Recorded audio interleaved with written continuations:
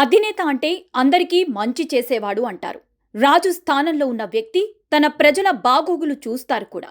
తన కోసం పనిచేసిన వారిని గౌరవంగా చూడడమే అధినాయకుని ప్రథమ కర్తవ్యం. అందుకే ప్రతి ఒక్కరూ అధినేతకు విధేయులుగా ఉంటారు. కానీ ఇవన్నీ చంద్రబాబు విషయంలో ఏమాత్రం వర్కౌట్ కావడం లేదు. అందుకే కార్యకర్తలంతా పార్టీ అధినేతపై కాస్త గుర్రుగా ఉన్నారు. అందుకేనా మేము పార్టీ కోసం ఇంత కష్టపడి పనిచేసిందని నిలదీస్తున్నారు కూడా. అధికారంలోకి వస్తే అది చేస్తాం ఇది చేస్తామని మాట ఇస్తారు తప్ప అది నిలబెట్టుకునే విషయంలో మాత్రం చంద్రబాబు కాస్త అశ్రద్ధ చేస్తున్నారనేది ప్రతి ఒక్కరికి తెలిసిన విషయం. ఇలాంటి హామీలు తీసుకున్న నేతలు కార్యకర్తలంతా ఏడాది కాలంగా వాటి కోసం ఎదురు చూస్తూనే ఉన్నారు తప్ప వాళ్ళ కల మాత్రం నెరవేరడం లేదు. వైసీపీ 5 ఏళ్ల పాలనలో ఎన్నో ఇబ్బందులు పడిన నేతలు కార్యకర్తలు ఉన్నారు. కొంతమంది కార్యకర్తలు హత్యకు గురయ్యారు.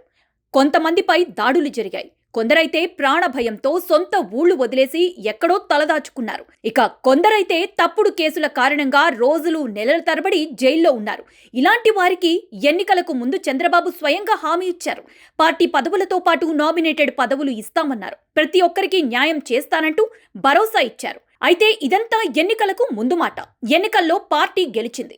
కూటమి ప్రభుత్వం ఏర్పడి 13 నెలలు దాటింది. అయినా సరే చంద్రబాబు ఇచ్చిన హామీ ఇప్పటికీ అమలు కాలేదు. పైగా నేతలు కార్యకర్తలు ఇప్పటికీ పాట్లు పడుతూనే ఉన్నారు. వైసీపీ ప్రభుత్వంలో అక్రమ కేసుల కారణంగా కొంతమంది నేతలు కార్యకర్తలు నెలల తరబడి జైళ్లలో ఉన్నారు. అలాంటి వారంతా రెట్టింపు ఉత్సాహంతో పార్టీ గెలుపు కోసం ఎన్నికల్లో పనిచేశారు. అధికారంలోకి వచ్చిన వెంటనే కేసులన్నీ మాఫీ చేస్తామని యువగళం పాదయాత్ర సమయంలో మంత్రి నారా లోకేష్ హామీ కూడా ఇచ్చారు.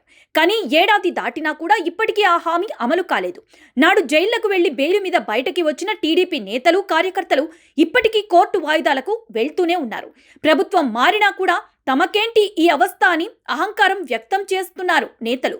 తమ మీద పెట్టినవి తప్పుడు కేసులని అప్పట్లోనే చంద్రబాబు, లోకేష్ సహా ముఖ్య నేతలంతా వ్యాఖ్యానించారని, మరి అలాంటి కేసులను తొలగించడానికి ఇన్ని రోజులు ఎందుకని నిలదీస్తున్నారు. పార్టీ కోసం కష్టపడిన వారికి సరైన గుర్తింపు ఇస్తామన్నారు లోకేష్. కానీ ఏడాది దాటినా కూడా ఆ హామీ కూడా అమలు కాలేదు. ఏడాది కాలంగా కనీసం ఆలయ కమిటీలను ప్రకటించటం లేదు.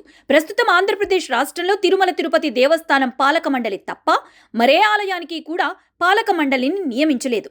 శ్రీశైలం, దుర్గగుడి, అన్నవరం, సింహాచలం, కాణిపాకం, అరసవల్లి, ద్వారకా తిరుమల వంటి ప్రముఖ ఆలయాలు కూడా పాలక మండలి లేక అధికారుల కనుసన్నల్లోనే నడుస్తున్నాయి. ఒక కమిటీ నియమించడానికి ఏడాది సమయమా అని తెలుగు తమ్ముళ్లు అసహనం వ్యక్తం చేస్తున్నారు. ఈ విషయంలో వైఎస్ రాజశేఖర రెడ్డి, వైఎస్ జగన్ చాలా బెటర్ అని కూడా అంటున్నారు. అధికారంలోకి వచ్చిన వెంటనే ఆయన వారికి పదవులు ఇచ్చేశారని, అందుకే వారిని కార్యకర్తలు నెత్తిన పెట్టుకుంటున్నారంటున్నారు. ఇప్పటికైనా అధినేత చంద్రబాబు మారకపోతే ఎలా అని ప్రశ్నిస్తున్నారు.